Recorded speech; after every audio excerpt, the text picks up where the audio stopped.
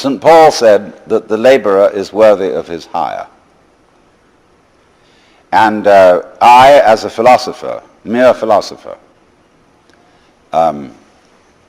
dealing in higher things, always insist that I be paid for my work.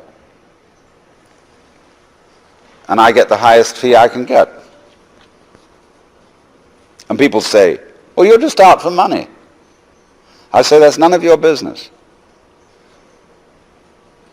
Because I give most of it away. My own needs being extremely simple.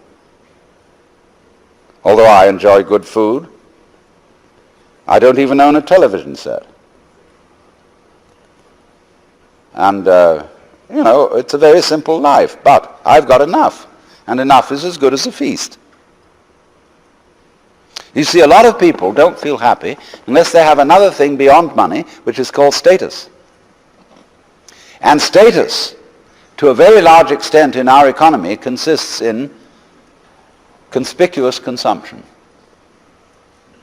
In having this thing and that thing and the other thing, in having a swimming pool, a Ferrari, a certain kind of clothes, and a certain kind of house with an enormous round-style picture window, and so on and so on and so on. And we think we need all that because we've been persuaded by a certain kind of propaganda that that's how we ought to live. Because we haven't asked ourselves whether that was what we really wanted. In other words, we've been propagandized into thinking what we wanted. I remember my daughter when she was in high school, number one daughter, who's now become very sensible, insisted that she had to have a certain number of cashmere sweaters. In those days, I couldn't afford them. I said, my dear, do you really want these?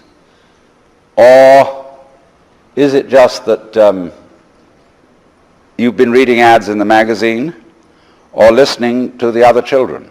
Because you see, schools are places where you send your child to be brought up by other children.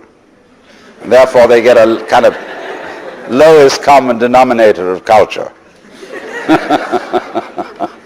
They all think they got to have this, they got to have that. And they don't really want it.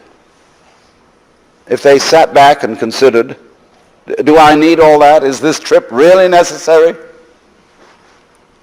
They would come to the conclusion that it wasn't. And that would be very important because they would save energy. You all know, of course, that we are nearing an energy crisis. That there is not enough physical energy going to be available for all the things we think we're supposed to do, to go rushing around and so on.